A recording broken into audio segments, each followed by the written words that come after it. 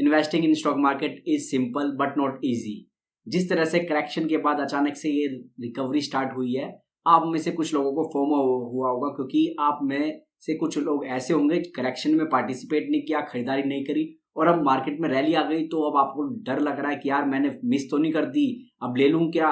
तो बहुत से क्वेश्चन आपके माइंड में होंगे। तो आज की वीडियो में अपने 15 साल के एक्सपीरियंस को मैं कुछ चुनिंदा पॉइंट्स में आप लोगों से शेयर करना चाहता हूं, और साथ ही दो ऐसे सेक्टर जहां पर अभी भी मुझे काफी मौके लग रहे हैं, बात करेंगे आज के वीडियो में।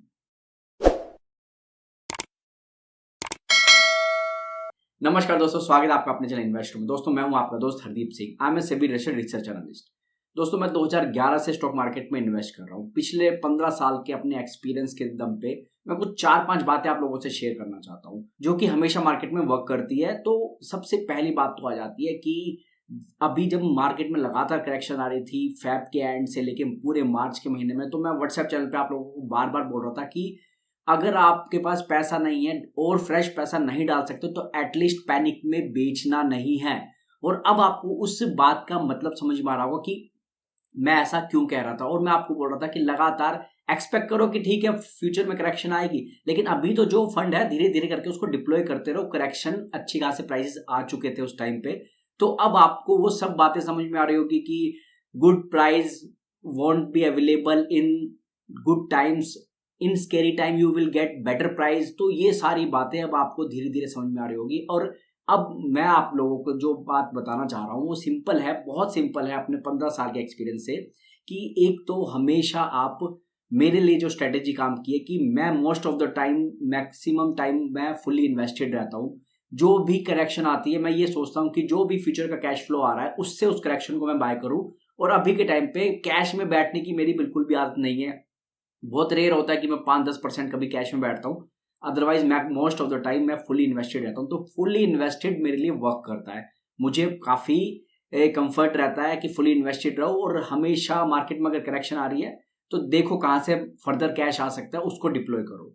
सेकंड जो स्ट्रेटेजी मेरे लिए काम करती है वो काम करती है कि मैं थोड़ा सा डाइवर्सिफाइड पोर्टफोलियो बनाना मैंने स्टार्ट कर दिया है। क्योंकि अगर take the example of RCB, कभी उसके लिए कोई प्लेयर विनर रहता है, कभी विराट कोहली विनर रहता है, कभी टिम डेविड विनर रहता है, कभी रजत पाटीदार विनर रहता है। तो एक विनर आपके पोर्टफोलियो में कौन होगा आपको पता नहीं चलेगा, वो आपको मैच जिताएगा। तो एक डाइवर्सिफाइड पोर्टफोलियो आप रखते हो तो वहां पर आपको कंफर्ट रहता है कि एक दो स्टॉक अगर नहीं भी इस रैली में अभी रिकवरी में पार्टिसिपेट किए, लेकिन बाकी मोस्ट ऑफ द स्टॉक्स ने मेरे इस रिकवरी में पार्टिसिपेट किया है। पोर्टफोलियो लगभग जो डाउन चला गया था अपने लेवल से, लगभग 14% का डाउन रिकवरी ऑलरेडी आ चुकी है। नीचे के जो प्राइसेस थे वहां से 14% मेरा पोर्टफोलियो रिकवर कर चुका है, just because I have a diversified portfolio. 18 stocks है मेरे पोर्टफोलियो में, और मैंने इसी चीज को रेप्लिकेट किया अपनी स्टॉक रिकमेंडेशन सर्विस में। वहां पर भी मैंने 18 स्टॉक रखे हैं जो रिकमेंड किए, जिन पे रिसर्च रिपोर्ट और सब पब्लिश की हुई है। तो इस तरह से सर्विस मैंने अपनी रखी है कि मैं जो खुद कर रहा हूं वही मैं अपने रिकमेंडेशन सर्विस में भी लोगों को बता सकूं, ताकि वो भी मेरे साथ जुड़ के अगर उनको लगता है कि हाँ ये बंदा सही रिसर्च कर रहा है तो उनका भी थोड़ा बेनिफिट हो। तो एक डाइवर्सिफाइड पोर्टफोलियो रखा है। और एक और चीज मैंने की है जो मैं हमेशा से करता हूँ कि हमेशा मैं जो भी मोस्ट फैंसी स्टॉक्स होते हैं मार्केट में उनको अवॉइड करता हूँ, जिसकी बात हर कोई कर रहा है। अगर आपको याद होगा प्री इंजीनियरिंग बिल्डिंग्स की बात कर रहे थे, फिर सोलर की बात हो रही थी, फिर पावर सेक्टर बहुत धमाल कर देगा। तो वो चीजें है, वो रहती है, उसमें से जैसी मोमेंटम बनता है कुछ कुछ रैली आती है, लेकिन वो रैली साल 1.5 साल ही सस्टेन करती है। जो लोग मल्टी डिकेडल थीम उसको बताते हैं वो खुद ही उस थीम से निकल जाते हैं। तो आपको ये हमेशा देखना है कि यार मुझे 5-10 साल का जब मैं पोर्टफोलियो बना रहा हूँ डाइवर्सिफाइड पोर्टफोलियो, तो मुझे मोमेंटम स्टॉक से थोड़ा सा दूर रहना। जो फैंसी स्टॉक्स चल रहे हैं मार्केट में उनसे थोड़ा सा पीछे हटके ऐसे स्टॉक्स रखूं जहां पर मेरी कंसिस्टेंट मॉनिटरिंग हो और कंसिस्टेंट ग्रोथ वहां पर मुझे मिलती रहे। एक और बहुत पुरानी चीज चलती थी कि बाय एंड होल्ड, लेकिन इस मार्केट में इतने डायनामिक सिस्टम में जब एक छोटी सी न्यूज आती है और व्हाट्सएप, टेलीग्राम और इंस्टा और आपका ट्विटर, हर जगह वो न्यूज बहुत स्पीड से फैल जाती है। यूएस की कोई न्यूज होगी तुरंत वो एक्स पे आ जाएगी कि अच्छा ये हो गया है। तो इस डायनेमिक एनवायरनमेंट में आप बाय एंड होल्ड की स्ट्रेटेजी पे काम नहीं कर सकते, आपको बाय होल्ड एंड मॉनिटर की स्ट्रेटेजी पे काम करना पड़ेगा। ये आपको याद रखना है कि मुझे खाली मैंने स्टॉक खरीद के रख दी और ये कल को बड़ा दिग्गज टीसीएस बन जाएगा, ऐसा नहीं होगा। आपको मॉनिटर तो उनको करना ही पड़ेगा। तो वो भी मैंने अपने 15 साल में सीखा है कि मुझे अगर बिजनेस में खरीद रहा हूँ वही बिजनेस खरीदने जो मुझे समझ आते हैं, उन्हीं को स्टडी करना है, जहां पर मैं लगातार कंटिन्यूस बेसिस पे स्टडी कर सकता हूँ उनको, और फिर उनको खरीदने के बाद मॉनिटर करना है लगातार, हर क्वार्टर पे, हर ईयर बेसिस पे, जब भी उनके कोई मैनेजमेंट इंटरव्यू देता है, कौन कॉल होती है, सबको मॉनिटर मुझे करना है।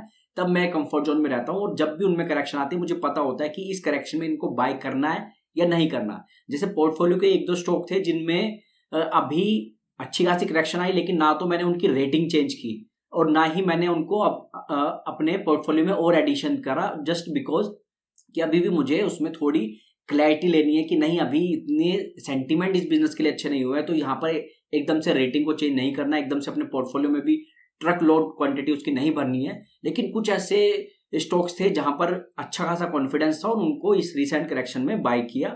तो ये कुछ स्ट्रेटेजी मैं अपने लिए लगाता हूं कि जब भी मार्केट में करेक्शन आता है मुझे पैसिमिज्म में बहुत अच्छी अपॉर्चुनिटी दिखती है और मैं फुल्ली इन्वेस्टेड रहता हूं, यानी कि मैं बुलिश हूं मार्केट पे, लेकिन उसके अपोजिट मैं बेयरिश रहता हूं कि हाँ करेक्शन आएगा, इस रीजन से आएगा, उस रीजन से आएगा। हमेशा मैं कोई ना कोई नेगेटिव रीजन ढूंढता रहता हूं कि करेक्शन आने वाला है, करेक्शन आने वाला है। ये मुझे कंफर्ट जोन देता है कि यार तेरे स्टॉक्स जो तू अभी ढंग से क्वांटिटी उनकी नहीं बाय कर पाया, उनमें और क्वांटिटी तू बाय कर सकता है। अब ऐसे में 2 सेक्टर थे जिन पे मेरी निगाह थी और रिसेंट की मार्केट के करेक्शन में पहला एक सेक्टर है कैपिटल मार्केट थीम, जो मेरे दिल के बहुत करीब है। इस मार्केट में जो मैं ये देख रहा हूं कि किस तरह से फाइनेंशियलाइजेशन हमारी आंखों के सामने चेंज हो रहा है। लोग जेनजी खास तौर पे अब एफडी में ज्यादा बिलीव नहीं करते, वो म्यूचुअल फंड या डायरेक्ट स्टॉक्स में बिलीव करते हैं और ये ट्रेंड चलने वाला है। मैं बार बार अपनी वीडियो में आपको बता रहा हूँ कि कैपिटल मार्केट थीम बहुत लंबी जाने वाली यहाँ से, और अभी तो कुछ बड़ी दिग्गज स्टॉक एक्सचेंज के आईपीओ भी आने वाला है, तो वो भी एक बड़ा सेलिब्रेशन का टाइम होगा। इसके साथ साथ एक और थीम जो मुझे बहुत बढ़िया लग रही है वो है हेल्थ केयर सेक्टर। तो हेल्थ केयर सेक्टर में मेजरली मैं हॉस्पिटल्स में बहुत ज्यादा बुलिश हूँ, क्योंकि हॉस्पिटल में कोई डर नहीं है कि ये वार हो रहा है या इन्फ्लेशन आ गई या फिर रिसेशन आ गया या फिर आपका एआई का डर है, इनको कोई डर नहीं है। ये हॉस्पिटल्स तो कोई ना जाए हॉस्पिटल में वो बढ़िया, लेकिन जब जाते हैं तो ये अच्छी तरह से वसूलते हैं। तो क्यों ना फिर ऐसे सेक्टर में इन्वेस्ट किया जाए जहां पर वो नेसेसिटी बनता जा रहा है। हमारा जिस तरह का लाइफस्टाइल है, मैं पहले भी ये बातें रिपीट कर चुका हूँ, कुछ लोगों को लगे यार रिपीट हो रहा है, लेकिन जो रियलिटी है वो यही है कि हॉस्पिटल सेक्टर बहुत बढ़िया आगे चलेगा, खासतौर पे प्राइवेट सेक्टर्स की अगर मैं बात करूं तो, इसलिए वहां पर मैं बहुत बुलिश हूँ हेल्थ केयर सेक्टर पे। फिर हेल्थ केयर में और भी कंपनियां जैसे डोमेस्टिक फार्मा कंपनियां हो सकती है, कुछ लोग डायग्नोस्टिक कंपनीज पे बुलिश हो सकते हैं। तो हेल्थ केयर सेक्टर अपने आप में काफी बड़ा है, लेकिन मैं मेजरली हॉस्पिटल्स पे बहुत बुलिश हूँ और कैपिटल मार्केट थीम, ये 2 सेक्टर है जो यहाँ से भी अच्छा मुझे करते दिख रहे हैं। तो ये कुछ था जो मुझे आप लोगों से आज की वीडियो में डिस्कस करना था। और मार्केट की रिकवरी को सेलिब्रेट करो, लेकिन अगर फिर से करेक्शन आता है तो उसको भी इंजॉय करो, क्योंकि आपको फिर से मौका मिल रहा है। जो लोग मिस कर गए थे उनको मौका मिलेगा। करेक्शन किसी भी रीजन से आता है, रीजन अननोन हो सकते हैं, लेकिन celebrate that correction, enjoy that correction, add more quantity in your existing stock, और कोई नया स्टॉक आप मिस कर गए थे वहां उसको भी आप अपने पोर्टफोलियो में ऐड कर सकते हो। तो आज की वीडियो में इतना ही दोस्तों, होपफुली ये वीडियो आपको अच्छा लगा होगा। Thank you so much.